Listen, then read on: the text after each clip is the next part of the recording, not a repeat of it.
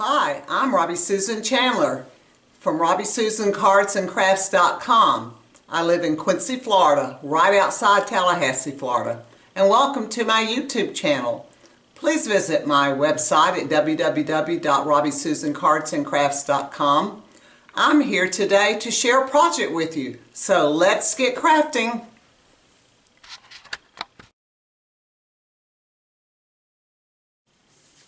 Hey, and welcome today. You just got a little sneak peek of the card we're going to make. It's a beautiful card and one anyone would enjoy receiving. Let's take a closer look at it. This is the front, and of course it's beautiful in itself. Then you open it up, it's like, whoa, wow, look at that.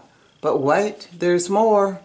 This part pops out, and you have this section in here that you can sit down, and you put two tea lights behind each of the panels so it glows like it did in the picture you saw at the beginning.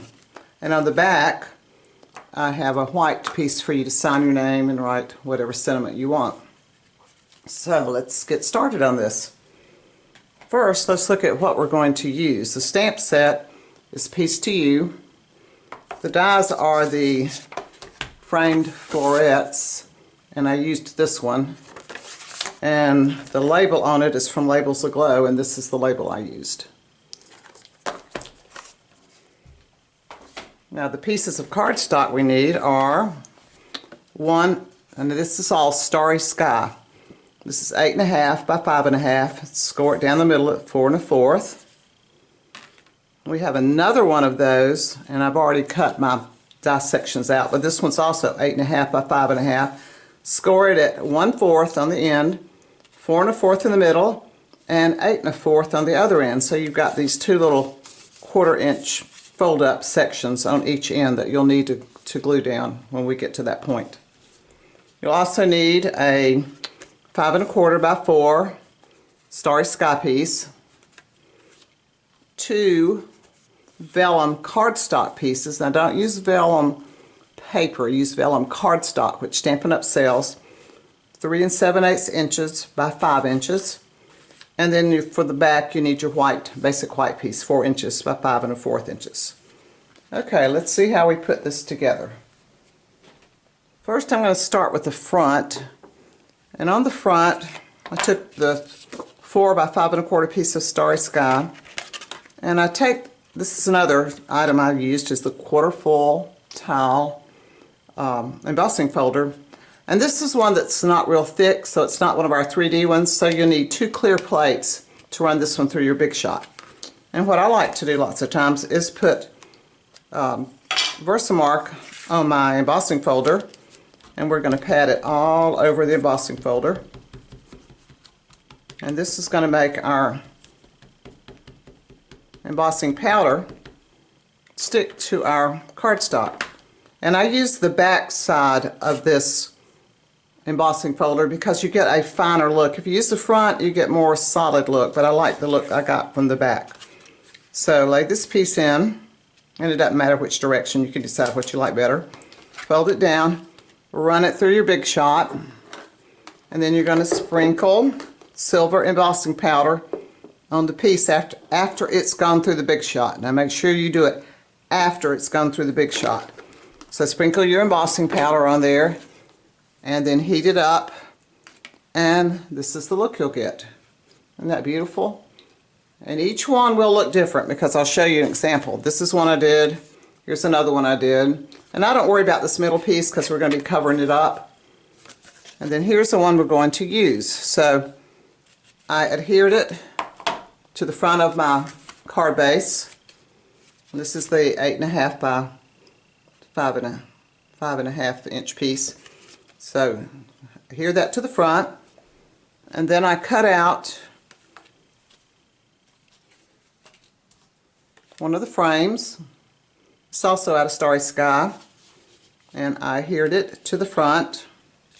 So I have this, and then on the inside, another piece that I cut out is using the Splendid Day designer paper, and I used that floret die again and cut 2 of these. We're only going to use, and you'll need a 4 by 4 3/4 inch piece of that paper to cut these. We're only going to use one of these, so this one's just for whatever you want to use it for later. So we've got this adhered, and then this piece is going to go right on top, like so. It's looking good already, isn't it, guys? And then I cut my label out of Starry Sky, stamped my cinnamon on it, and of course I embossed it in silver embossing powder. And we'll just pop that right on the front. And ta-da, our front's done. A beautiful front. You could just have a card just like that. Okay, let's see what we did on the inside. Alright, let's start with the church. So what I did, I put my vellum in here. I inked up. Now I'm going to advise you to really put a good coat of Versamark on this stamp pad, because you really don't want any bare spots. But I'm going to give you a hint as to what to do if you do get a bare spot. So you pat that down, bring it over, and give it a good smash.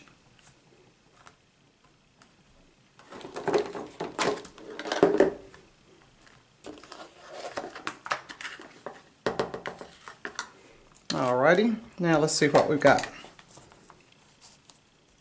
Pull this out, get this out of the way. And let's see what it looks like with a little embossing powder on it. It's like, oh, it's magic, look at it stick, whoa. Okay, I got a good stamp on this one. Sometimes you do, sometimes you don't. Okay, so here it is. Now I will notice on this one, probably when I heat it up, I'll have a little bare spot right there.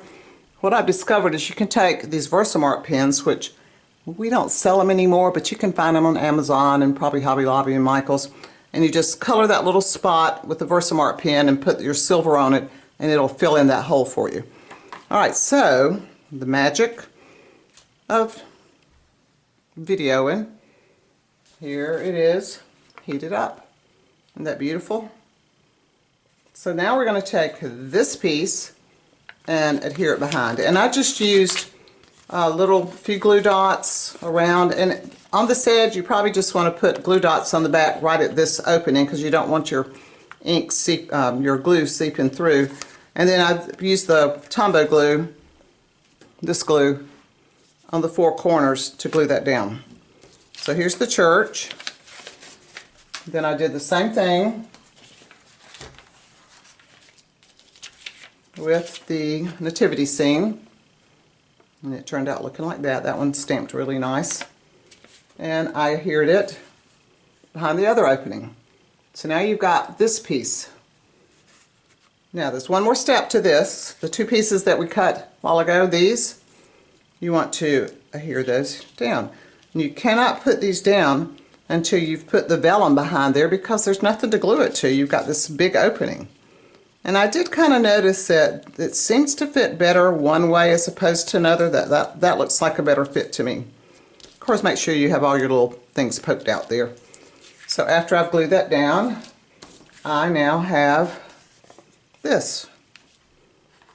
Okay, now what are we going to do with that? Let's go back to our front piece. And remember I told you I folded these in on the end. I also have put some tearing tape on them.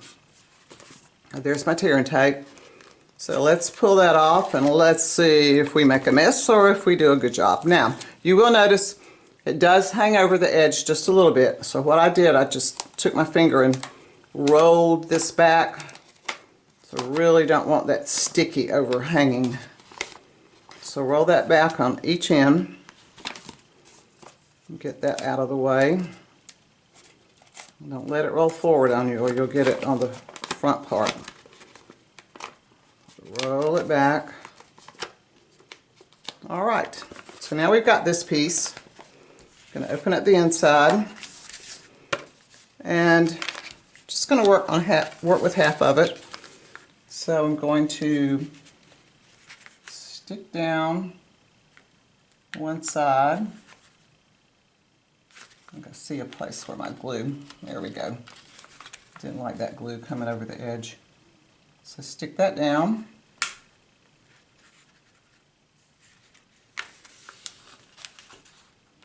Alright, and then just let this fall down and bring this piece over and seal it down. And you've got this. And it pops out like that. Here's your front. It's your inside. Yes, and now we need to put this piece on the back. So let's just put a little glue, and I'll have a finished card here that I can give to someone. And I'm going to call this a mantle display card because, with the tea light in it, it's a beauty. You're going to want to put this out on your mantle. So here we have the front, inside, the back. It pops open. You can put your 2 tea lights in. And you're not really going to be able to see this with the lighting right now, but at the end of this video, I have attached another little 4 or 5 second video that shows the lights twinkling in it. I hope you enjoyed this project and will be brave enough to take it on yourself and enjoy making it. Until next time, I'll see you later.